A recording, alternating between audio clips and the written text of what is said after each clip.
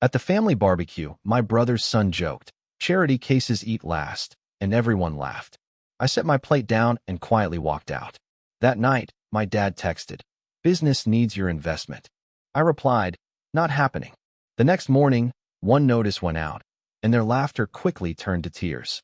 Can you imagine your own family, the people who are supposed to love you unconditionally, laughing, absolutely howling with glee, as a 12-year-old child calls you a charity case to your face?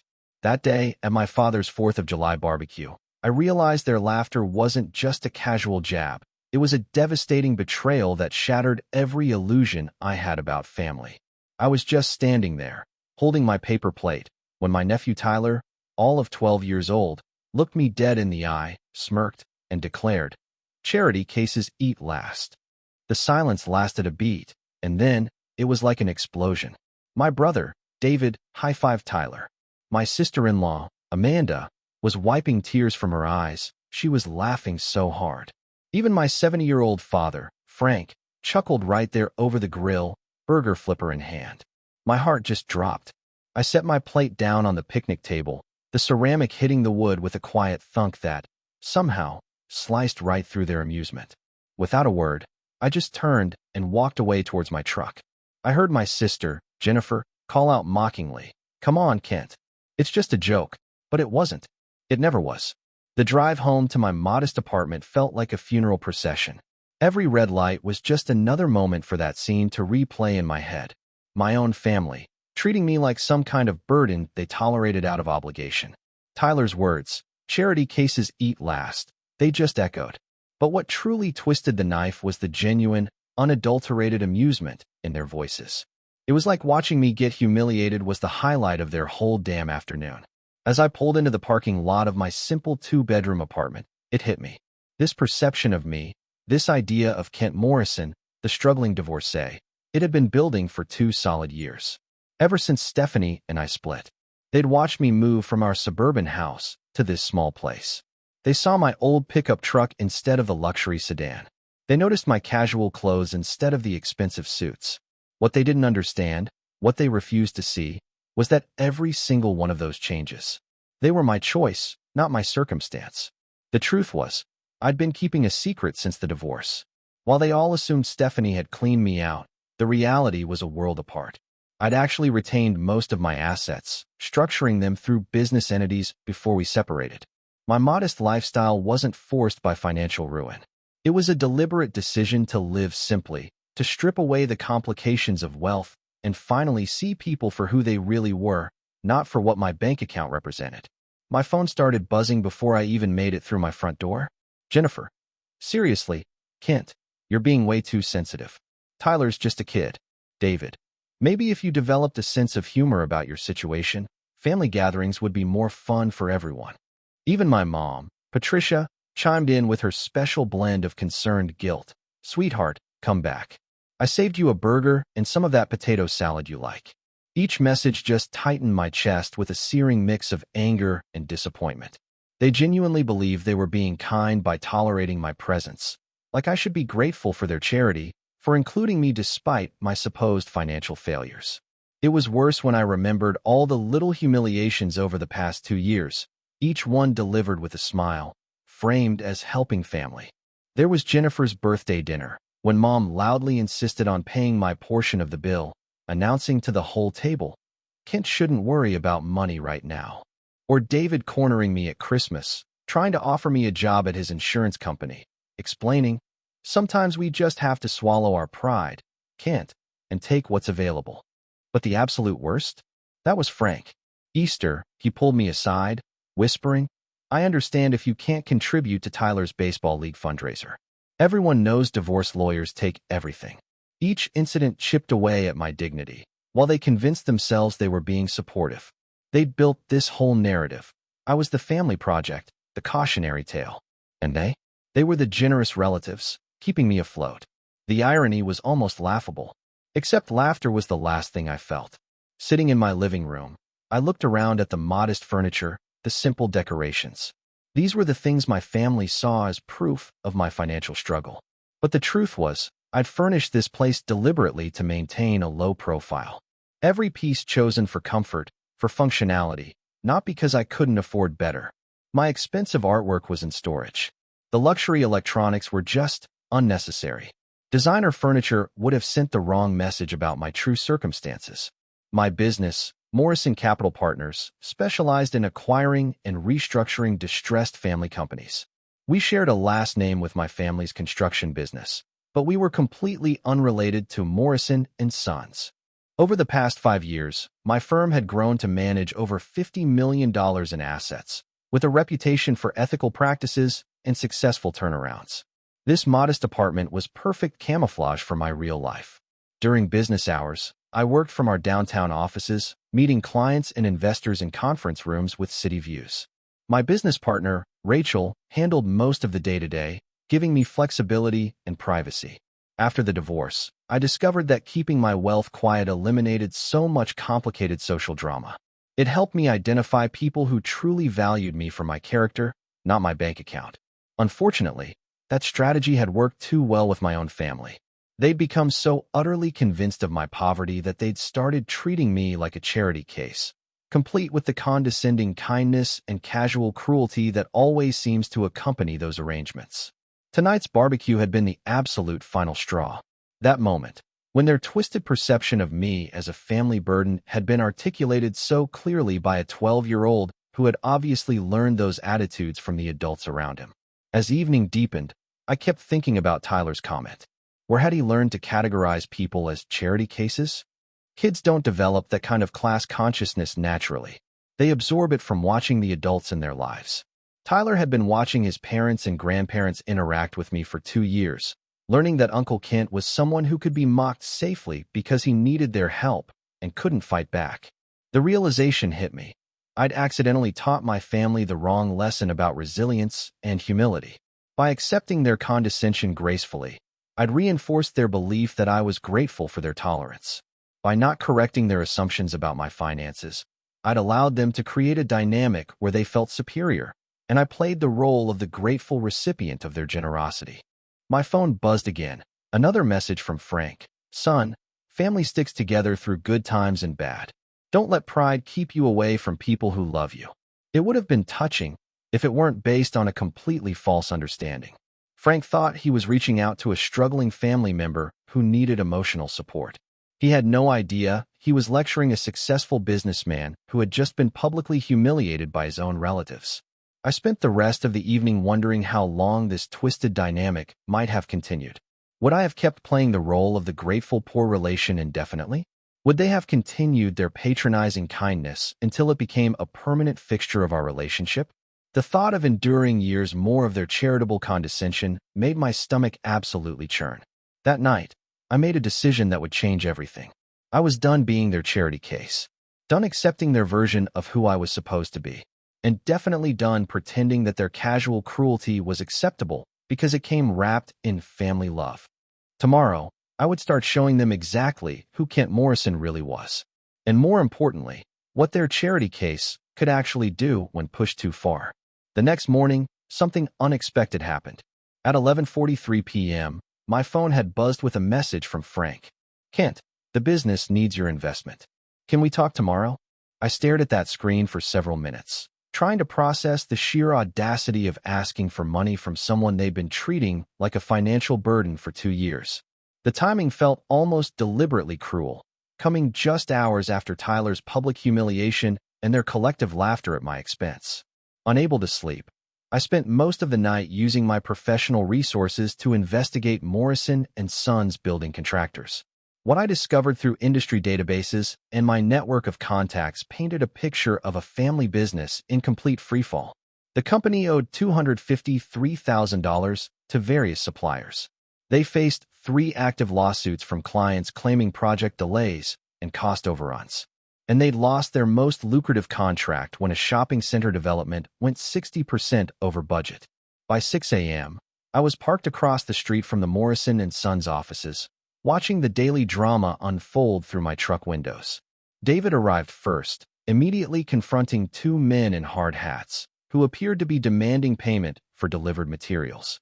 Even from a distance, I could see David's animated gestures, his frustrated body language, as he tried to negotiate with increasingly angry creditors. Jennifer showed up 20 minutes later, talking frantically on her phone, pacing back and forth in the parking lot.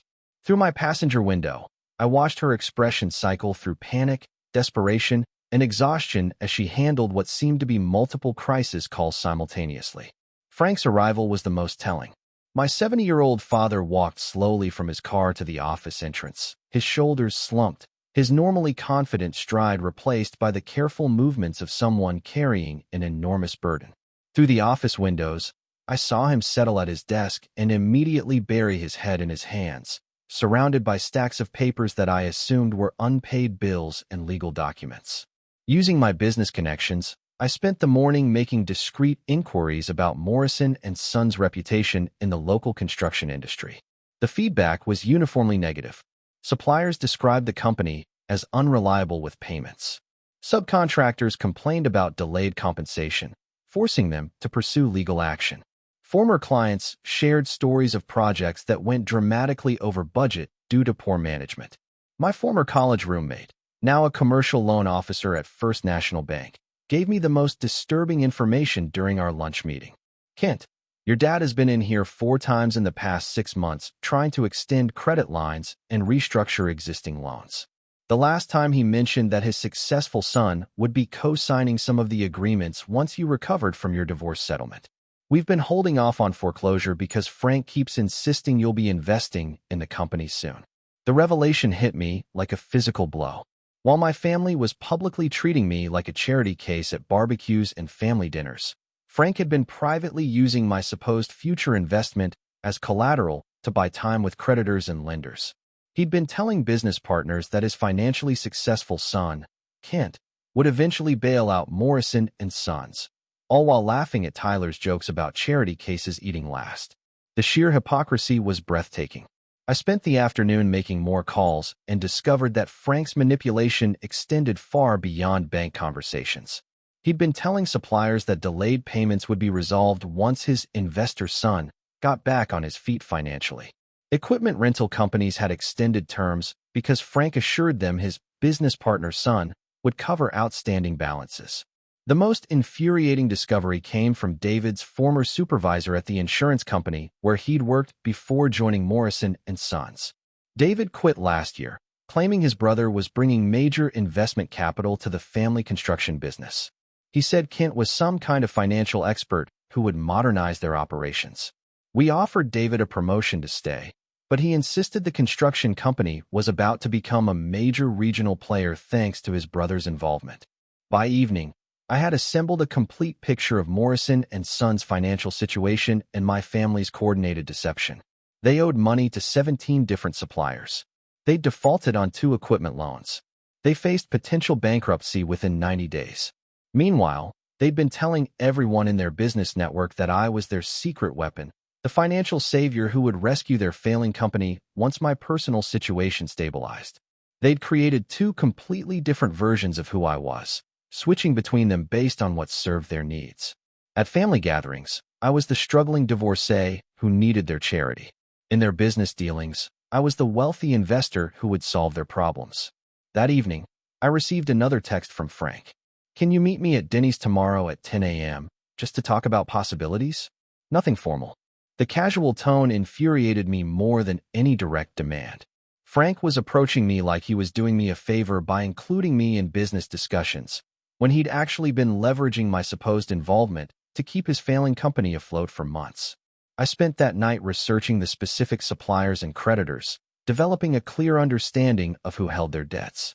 As a private equity specialist, I knew exactly how debt acquisition worked and what leverage it could provide in restructuring or controlling a distressed business. My anger had evolved beyond personal hurt into professional fascination. My family had unknowingly created the perfect setup for a hostile takeover of their own company. They'd spent months telling creditors that Kent Morrison was their financial backer, never imagining that Kent Morrison actually had the resources and expertise to acquire their debts and become their primary creditor overnight. The irony was almost artistic. They wanted Kent Morrison, the investor, to save Morrison & Sons, while treating Kent Morrison, the family member, like a burden they tolerated out of obligation. Tomorrow morning's meeting would be my first opportunity to show them that Kent Morrison, the investor, and Kent Morrison, the family member, were the same person. And that person was done being anyone's charity case. As I prepared for bed, I realized Frank's text had accomplished something Tyler's barbecue comment never could. It had given me a legitimate business reason to get involved in their affairs, with full legal justification for any actions I might choose to take. They'd invited me into their financial crisis. Now they would discover exactly what kind of investor they'd been claiming as their secret partner all along. Frank chose a corner booth at Denny's, where we could talk privately, his weathered hands fidgeting with a coffee cup he'd barely touched. The man who'd laughed at Tyler's charity case comment less than 48 hours ago now looked like he hadn't slept in weeks. His eyes were bloodshot, his usual confident demeanor replaced by a nervous energy that made him seem older than his 70 years. "Kent, I need to be completely honest with you about something," Frank began, his voice carrying a tremor I'd never heard before. "The business is in serious trouble. Real trouble. I know you've been struggling since the divorce, but maybe you could find some way to help us. We need approximately $300,000. And I've been hoping maybe you could take out a loan or use some of your divorce settlement." I just sipped my coffee, watching Frank's face as he delivered his rehearsed speech. Every word carefully chosen to make me feel both needed and guilty, implying that helping Morrison and Sons would somehow benefit me as much as them. The manipulation was so obvious that I wondered how I'd missed similar tactics in our past conversations. "I've already spoken with the whole family about this," Frank continued, revealing the coordinated nature of their approach. "Your mother suggested maybe you could use your divorce settlement or take out a second mortgage on your apartment. Jennifer thinks you might have some retirement savings you could access. We're not asking for charity, son. This would be a real investment opportunity." Frank slid a manila folder across the table. I opened it to find loan applications already filled out in my name. Every line completed except for my signature. Frank had even provided my social security number, employment history, and estimated income based on what he assumed my financial situation looked like. The presumption was staggering. "I took the liberty of getting the paperwork started," Frank explained, apparently unaware that preparing loan documents without someone's permission might be considered problematic. "The bank said, with your credit history from before the divorce, you might still qualify for a substantial personal loan. You'd just need to sign here, and we could have funding within a week." As I read through the applications, Frank launched into his emotional manipulation strategy. "I remember when you were 8 years old and wanted that blue Schwinn bicycle for Christmas. Your mother and I worked double shifts for 3 months to save up the money because we knew how much it meant to you. I never asked for anything back then, and I'm not really asking for me now. This is about preserving the family name, securing Tyler's future, and giving Jennifer's kids something to be proud of." The bicycle story was particularly galling because Frank had already used it on me twice in the past year. Once for Tyler's baseball team, and again for Patricia's medical bills. He'd recycled his emotional manipulation so often that he apparently couldn't remember which stories he'd already deployed against which targets. "I know it's scary to take on debt when you're already struggling financially," Frank continued, his voice becoming more desperate with each sentence. "But this could be your chance to be part of something bigger than yourself again. Remember how proud you used to be when people knew you were successful? This investment could help rebuild your reputation while saving the family business." Frank's words revealed his complete misunderstanding of my current situation and priorities. He assumed I missed being recognized for my wealth and status, when I'd actually chosen anonymity and simplicity. His entire pitch was based on offering me things I'd already rejected in favor of a different way of living. "Your brother David thinks you might be too proud to ask for help," Frank said, delivering what he clearly considered his strongest argument. But I told him, "You're a good son who understands sacrifice. You're not like some people who abandon family when things get difficult. You understand that family comes first, even when it requires personal sacrifice." The comparison to unspecified people abandoning family was obviously meant to make me feel guilty about any reluctance to bankrupt myself for Morrison and Sons. Frank had positioned my potential refusal to take on crushing debt as equivalent to abandoning the family entirely, leaving me no middle ground between financial suicide and family betrayal. My phone buzzed with a text from David. "Did you ask him yet? Remember what we talked about regarding making him feel needed rather than pitted?" Frank glanced at my phone screen, and his expression confirmed it. The entire family had coordinated this approach, planning exactly which emotional buttons to push. What specific business problems does Morrison and Sons face? I asked, shifting the conversation towards concrete details. Frank's response revealed the depth of their troubles and his shocking lack of understanding about what had caused them. Well, we've had some cash flow issues since David joined the company full-time, Frank admitted, reluctantly. That shopping center project went over budget when David miscalculated the foundation requirements. The client is demanding a $50,000 penalty payment, which triggered some late fees with our suppliers. David's still learning the construction business, but he's got great ideas for expanding our services. Frank's casual dismissal of David's costly mistakes as learning experiences showed exactly why Morrison and Sons was failing. David had quit a stable insurance job to join a construction company where he had no experience, and Frank had given him responsibility for major projects without proper supervision. The $50,000 penalty wasn't bad luck. It was the predictable result of putting an unqualified person in charge of complex construction operations. We also lost our business insurance when we missed a few premium payments, Frank continued, apparently unaware that operating a construction company without proper insurance was both illegal and financially suicidal. And some of our equipment got repossessed when we couldn't make the monthly payments. But those are just temporary setbacks. Once we get some working capital, we can resolve all these issues. Quickly, Frank's explanations revealed a pattern of cascading failures caused by poor management and wishful thinking, rather than bad luck or market conditions. They defaulted on insurance, lost essential equipment, and faced legal penalties, all while Frank convinced himself these were minor problems that money could easily solve. The most important thing, Frank concluded, is that we act quickly. Some of our creditors are getting impatient, and we can't afford to lose more suppliers.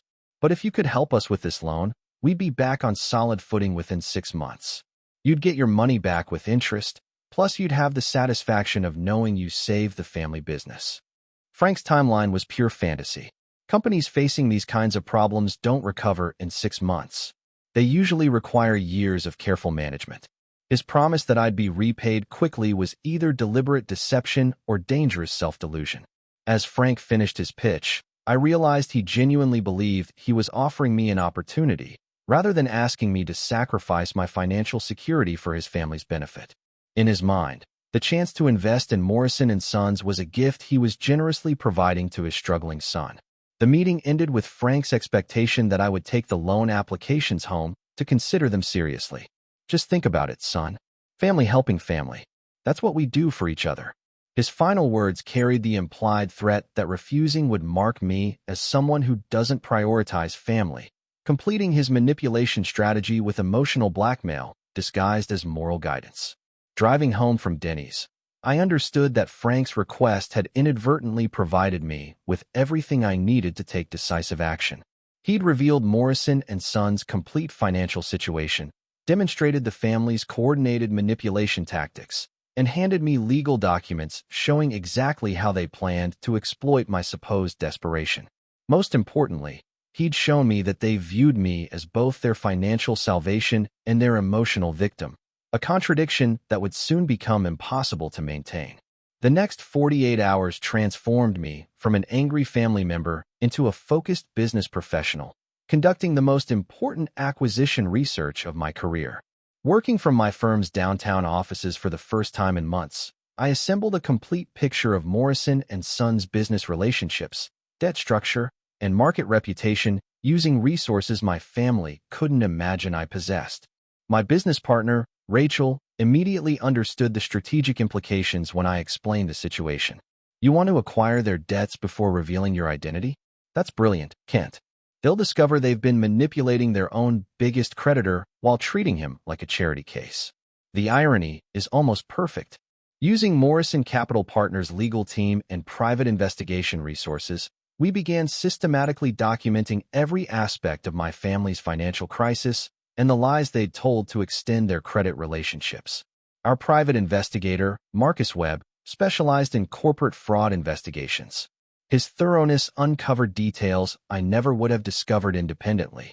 Within 24 hours, Marcus had obtained recorded phone conversations between David and 3 different potential investors, all featuring David's promises that his brother, the equity specialist, would guarantee their investments in Morrison and Sons.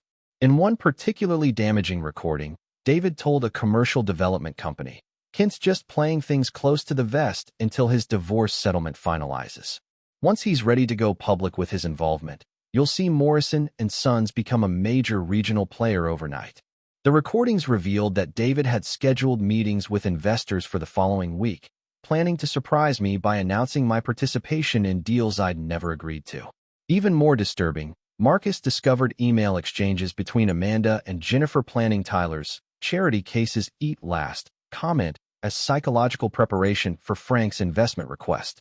Amanda had written, "Tyler practicing his joke about poor people is hilarious. It'll put Kent in the right mindset to be grateful when Frank offers him a chance to be useful to the family again." Jennifer's response was equally revealing.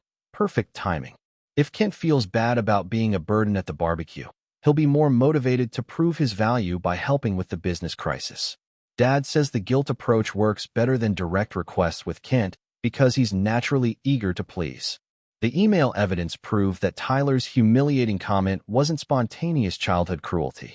It was a coordinated adult manipulation designed to make me feel grateful for any opportunity to redeem myself in the family's eyes. They'd used a 12-year-old child to deliver psychological warfare against his own uncle, teaching Tyler that cruelty could be a useful tool for controlling other people's behavior. Marcus also uncovered the extent of my family's lies about my supposed financial struggles within their social and business circles. Patricia had been telling her church prayer group that I was learning humility through financial hardship and requesting prayers for my spiritual growth through adversity. Jennifer had informed her real estate clients that her brother was rebuilding his life after losing everything in a divorce and asked for referrals for bookkeeping or consulting services. Most painfully, Frank had been sharing details about my supposed poverty with his golf buddies, describing my fall from grace as a cautionary tale about overconfidence. The contradiction between my family's public narrative and their private expectations became even starker when Marcus obtained Frank's conversations with Morrison and Sons creditors. Frank had been telling suppliers that payment delays were temporary because his investor son would be providing a significant capital injection. Equipment rental companies had extended terms because Frank assured them his business partner's son would guarantee all outstanding obligations.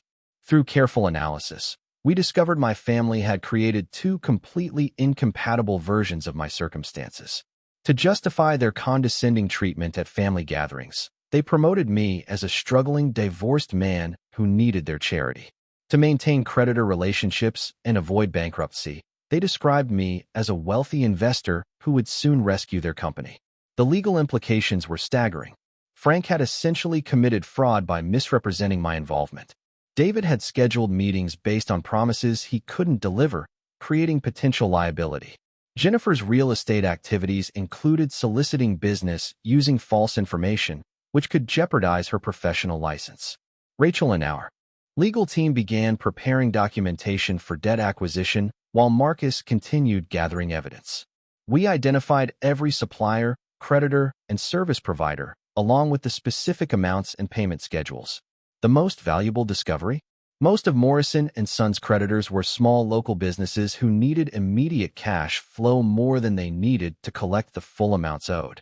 Many would be willing to sell their outstanding invoices for 60 to 70 cents on the dollar, allowing them to resolve cash flow problems while transferring legal ownership of the debts to Morrison Capital Partners. By Friday afternoon, we had assembled a comprehensive acquisition strategy that would make me Morrison and Sons' primary creditor within a week. The plan involved purchasing their outstanding debts at discounted rates from frustrated suppliers, acquiring the promissory notes Frank had signed with private lenders, and buying the defaulted equipment loans from the finance companies. The beauty of the strategy was its complete legality and business legitimacy. Debt acquisition is standard practice in corporate restructuring. My family had inadvertently positioned themselves as ideal targets by owing money to multiple small creditors who needed immediate payment. By becoming their primary creditor, I would gain legal authority to demand immediate payment or seize company assets as collateral, giving me complete control over Morrison and Sons' future operations. Marcus's final report included detailed documentation of my family's coordinated deception, recorded evidence of their manipulation tactics, and legal analysis of their fraudulent representations. The evidence was so comprehensive that it could support civil litigation if I chose to pursue legal remedies. As I reviewed the investigation results, I realized my family had unknowingly provided me with everything needed to teach them a lesson about respect, honesty, and the consequences of treating family members as expendable resources. They'd created the perfect scenario for demonstrating exactly what Kent Morrison was capable of accomplishing when he stopped pretending to be their charity case and started behaving like the successful businessman he actually was. The weekend would be my last opportunity to finalize the debt acquisition strategy before revealing my true identity and capabilities to my family. By Monday morning, Morrison and Sons would discover that their financial crisis had just become significantly more complicated, and their most important creditor was someone they'd been treating like a burden they tolerated out of family obligation. Sunday evening, I drove past my modest apartment complex one final time before moving to my actual residence in the upscale Meadowbrook neighborhood. The apartment had served its purpose as camouflage, but maintaining that deception was no longer necessary. Tomorrow, my family would discover exactly who Kent Morrison really was, and pretending to be their charity case would become impossible. I packed the few personal belongings I'd kept at the apartment, symbolically closing the chapter of my life where I'd allowed other people's assumptions to define my role in their narratives. The simple furniture and basic electronics would be donated to charity, while the expensive items I'd kept in storage would be returned to my actual home. As I looked around the empty apartment for the last time, I realized that this space had represented more than just affordable housing. It had been my refuge, my experiment in living simply, and my unintentional laboratory for observing how people treated those they perceived as less successful than themselves. Tomorrow would mark the beginning of a completely different relationship with my family, one based on honesty rather than assumptions, respect rather than condescension, and genuine business partnerships rather than manipulative charity arrangements. They were about to learn that the charity case they'd been laughing at was actually the successful businessman they'd been lying about to their creditors. And that person was no longer willing to tolerate their treatment or enable their deceptive practices. The next morning would bring the reckoning my family had unknowingly been preparing for since that moment when Tyler announced that charity cases eat last, and everyone found it hilarious. Their laughter was about to turn into something very different when they discovered exactly what their charity case was capable of accomplishing. Monday morning arrived with the precision of a military operation. At exactly 9 a.m., professional couriers delivered identical packages to Morrison and Sons Construction, Frank's house on Maple Street, David's residence in the Riverside development, and Jennifer's Century 21 real estate office downtown. The timing was calculated to ensure my entire family received their new reality simultaneously, preventing any opportunity for them to coordinate responses or develop unified manipulation strategies. Frank opened his package first at the Morrison and Sons office, his weathered hands trembling as he read the formal letterhead of Morrison Capital Partners. The demand letter was professionally written, but absolutely unambiguous. Notice is hereby given that Morrison Capital Partners has acquired the outstanding obligations of Morrison and Sons building contractors totaling $297,462. Immediate payment is required within 30 days of this notice or collection procedures will commence as permitted by law. David received his documents while drinking coffee in his kitchen, nearly spilling the hot liquid when he saw his name listed as a personal guarantor on equipment loans that had been transferred to an unknown equity firm. The legal language was clear and terrifying. His house could be subject to lien procedures if the corporate debts weren't satisfied. At her real estate office, Jennifer opened her package in front of two colleagues who watched her face turn white as she read that her secondary guarantee on one of Frank's emergency loans had been purchased by Morrison Capital Partners.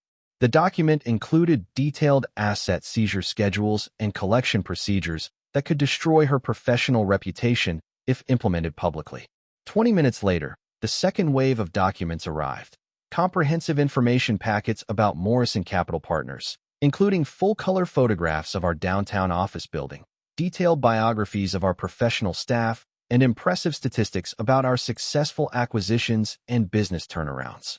This was when Frank noticed the name Kent Morrison prominently listed as co-founder and managing partner. Frank's phone call came within minutes of his discovery. "Kent, what in God's name is this Morrison Capital Partners? What kind of sick joke are you playing?" His voice carried a combination of confusion, anger, and a dawning recognition that everything he thought he understood about our family dynamic had been completely wrong. "It's not a joke, Dad," I replied calmly, speaking to him from my actual office in the downtown business district. "You said the business needed an investor, and now you have one. I'm Morrison & Son's biggest creditor, which makes me your most important business partner, whether you like it or not." Within an hour, my entire family had converged on the Morrison & Sons office, their faces showing various stages of shock, confusion, and mounting panic. David arrived first, clutching his legal documents and demanding explanations that Frank couldn't provide. Jennifer followed, having canceled 2 client appointments to deal with what she initially assumed was some kind of elaborate legal mistake. Patricia was the last to arrive, summoned by frantic phone calls from her adult children, who needed her emotional support while processing the complete collapse of their understanding about our family relationships. She looked around the construction office like she was visiting an alien planet, struggling to connect the modest Kent she'd been taking to dinner, out of charity, with the successful businessman described in the Morrison Capital Partners documentation. "I don't understand any of this," Patricia said, looking directly at me as if I were a stranger wearing her son's face. "Where did you get this money? How long have you been lying to us about who you are?" "I never lied to anyone," I responded, maintaining the calm, professional demeanor I used during difficult business negotiations. "You all decided I was broke and struggling after my divorce. You created that narrative because it made you feel better about yourselves, and I allowed you to maintain it because it revealed your true character." Frank sputtered. "But the apartment, the old truck, the way you dress." "The way I what, Dad?" I cut him off. "The way I chose to live simply instead of flashing wealth around like some kind of status symbol? The way I decided that material possessions don't determine someone's worth or value. You mistook humility for poverty because you wanted to feel superior to someone." David stood up aggressively, his insurance salesman training failing him completely in this situation. "So what happens now? You're going to destroy us over a stupid comment Tyler made at a barbecue? You're going to ruin your own family because of a joke." "Tyler's comment wasn't the problem," I replied, my voice remaining steady despite the emotional intensity. "The problem was that every single one of you laughed. The problem was that you've spent 2 years treating me like a burden you tolerate out of family obligation. The problem was that you've been using my supposed poverty as collateral with your creditors while mocking that same poverty at family gatherings." Jennifer began crying, her carefully applied makeup running down her cheeks as the full implications of our reversed relationship became clear. "We didn't mean to hurt you, Kent. We thought we were being supportive. We thought you needed our help. You thought you were better than me," I corrected, my words cutting through her attempted rationalization.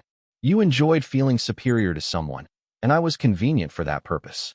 You turned family dinners into charity events where you got to play the generous relatives helping their struggling brother." Frank tried to regain control, appealing to traditional family hierarchies. "Son, regardless of whatever success you've had, I'm still your father, and this is still our family business. We can work this out like adults, without involving lawyers and legal threats." "We absolutely can work this out," I agreed, surprising everyone with my willingness to negotiate. "But we're going to work it out based on honest business principles, rather than family manipulation tactics. You're going to decide whether you want a genuine business partnership with someone who has the resources to save Morrison & Sons, or whether you want to continue treating me like your charity project while expecting me to solve problems you created through poor management." The silence that followed was deafening. For the first time in 2 years, my family was forced to see me as an equal rather than someone they needed to help or fix. The power dynamic had shifted completely, and they were struggling to adapt to a reality where Kent Morrison wasn't their grateful charity case, but rather their potential business partner who held their financial future in his hands. David was the first to speak, his voice much quieter than his earlier aggressive challenge. "What would a business partnership look like? What would you expect from us? First, you'd need to acknowledge what you've been doing for the past 2 years, and take responsibility for how you've treated me, I replied. Second, you need to commit to learning proper business management instead of assuming that good intentions can replace professional competence. Third, you need to understand that business partnerships require mutual respect, not family hierarchy or emotional manipulation. Frank looked around the office at the legal documents scattered across his desk, the evidence of his company's financial failures, and the family members who were depending on his decisions. For perhaps the first time in his adult life, he was facing a problem that couldn't be solved through traditional family authority or emotional pressure. What happens if we can't reach an agreement? Frank asked quietly, his voice carrying the weight of someone who already understood the answer. Then Morrison Capital Partners will exercise its rights as your primary creditor, I replied, matter-of-factly. We'll initiate collection procedures, seize company assets, and potentially force bankruptcy proceedings. That's standard business practice when debtors can't satisfy their obligations. The room fell silent again as my family absorbed the reality that their financial survival now depended entirely on their ability to establish a respectful business relationship with someone they'd been treating as their charity case for 2 years. The reversal was complete. They needed me far more than I had ever needed them, and everyone understood that traditional family dynamics would no longer protect them from the consequences of their actions. As the meeting concluded, I realized that this moment represented more than just financial leverage or business opportunity. It was the first time in my adult life that my family was forced to see me exactly as I was, rather than as they needed me to be for their own emotional comfort. Whether they chose to build a genuine partnership or face the consequences of their deceptions would reveal everything about their character and their capacity for growth. 6 months after that confrontational morning in the Morrison & Sons office, I sat across from Frank in the same Denny's booth where he tried to manipulate me into bankruptcy. But this time, our conversation was between genuine business partners, rather than a desperate father attempting to exploit his son's supposed desperation. Kent, I want to thank you for giving us a chance to prove ourselves, Frank said, his voice carrying the humility of someone who'd learned difficult lessons about leadership, honesty, and respect. I know we didn't deserve your help after the way we treated you, but you showed us a better way to operate, both as a business and as a family. The transformation hadn't been easy or immediate. My initial offer to restructure Morrison & Sons, rather than destroy it, had required each family member to complete specific accountability exercises that forced them to confront their behavior and demonstrate genuine change, rather than superficial apologies. Frank's assignment had been the most comprehensive, enrolling in modern business management courses at the local community college while working with Morrison Capital Partners' consulting team to implement proper financial controls.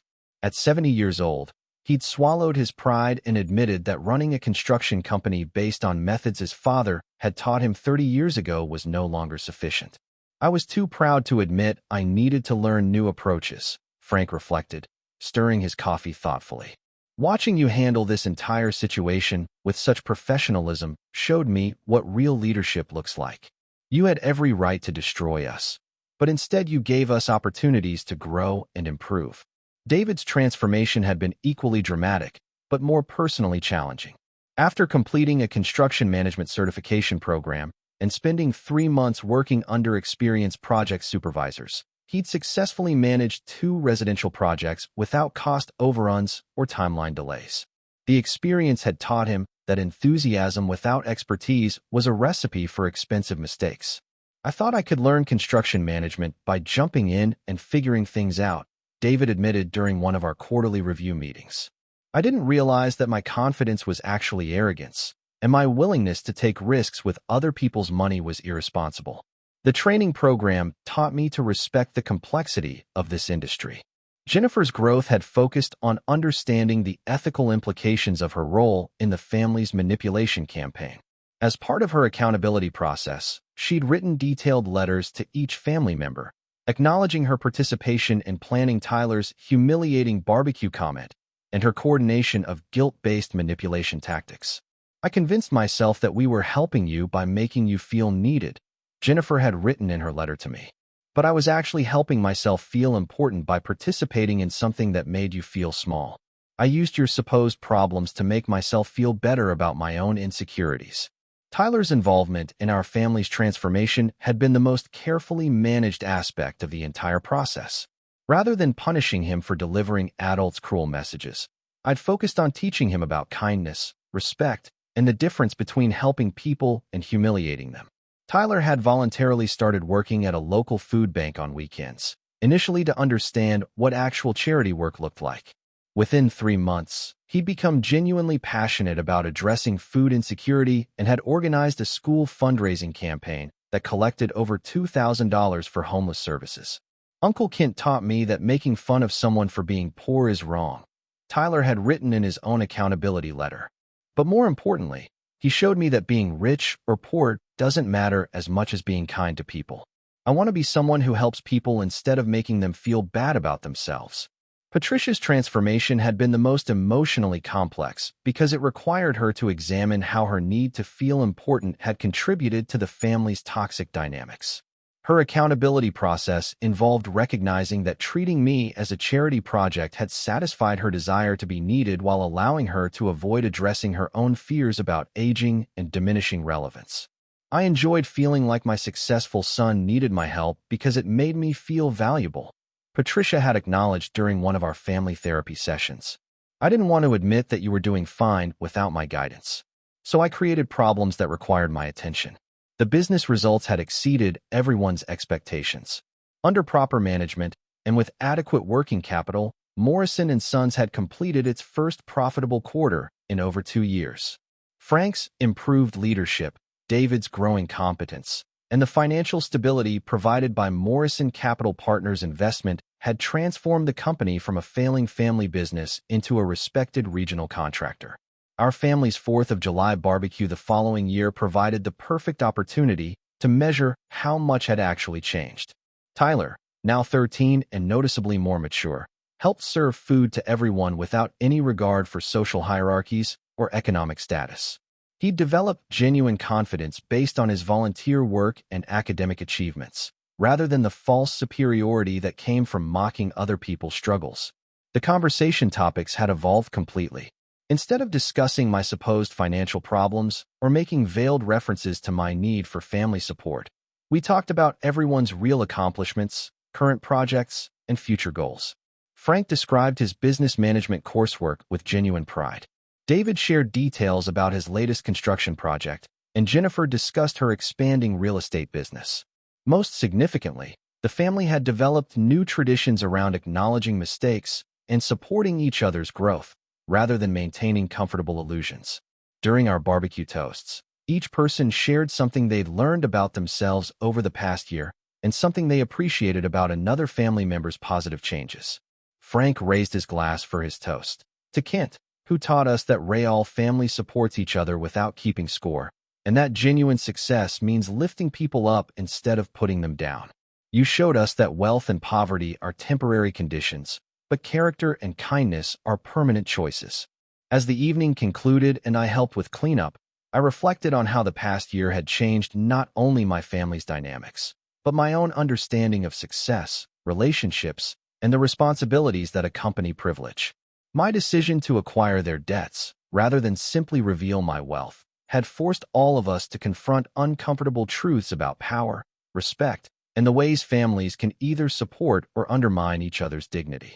Tyler approached me as I was loading dishes into Patricia's dishwasher, his teenage awkwardness evident as he struggled to articulate something important. Uncle Kent, I wanted to say something about last year. I know what I said was really mean, and I'm sorry I hurt you, but I'm also grateful that you used it to help our whole family become better people. His apology contained a maturity that most adults never achieve, the ability to acknowledge harm while recognizing that consequences can lead to positive growth. Tyler had learned that words have power, that cruelty serves no constructive purpose, and that genuine strength comes from building others up rather than tearing them down. Morrison & Sons continued to thrive under our partnership structure, becoming known throughout the region for ethical practices, quality work, and fair treatment of both employees and subcontractors. Frank's management education and David's growing expertise had created a business culture based on competence and integrity, rather than family favoritism or wishful thinking. My own life had been enriched by the experience of transforming a family crisis into an opportunity for mutual growth and understanding. The modest apartment and pickup truck had served their purpose in teaching me about humility and authentic relationships, but I no longer needed those tools to maintain perspective on what really mattered in life. The final lesson had emerged gradually over months of family therapy, business meetings, and honest conversations. Respect cannot be demanded through authority or family relationships. It must be earned through consistent actions that demonstrate character, competence, and genuine care for other people's well-being. Our family had learned that charity without respect is actually cruelty, that helping someone requires understanding their actual needs rather than assuming their deficiencies, and that true success is measured by how we treat people who cannot immediately benefit us in return. As I drove home from that anniversary barbecue, I realized that Tyler's cruel comment had inadvertently provided the catalyst for transforming our family's entire approach to relationships, success, and mutual support. Sometimes the greatest gifts come disguised as painful challenges that force us to examine our assumptions and choose better ways of connecting with the people we claim to love. The story doesn't end with revenge or destruction, but with redemption and genuine growth that benefited everyone involved. My family learned to see me as I actually was, rather than as they needed me to be for their own comfort. And I learned that sometimes the most loving thing you can do for people is refuse to enable their worst impulses, while providing opportunities for them to discover their best qualities. What challenges have you faced with family members who made assumptions about your circumstances or abilities? How did you handle situations where people underestimated what you were capable of achieving? I'd love to hear your experiences in the comments below. And if this story resonated with you, please consider liking this video and subscribing for more stories about overcoming difficult family dynamics and finding strength through adversity. Thank you for listening to this journey of family transformation and personal empowerment. Remember that your worth isn't determined by other people's perceptions. And sometimes the most powerful response to disrespect is simply showing people exactly who you really are. Share this story with anyone who might benefit from understanding that charity cases don't always need charity and that successful people don't always announce their success to everyone around them.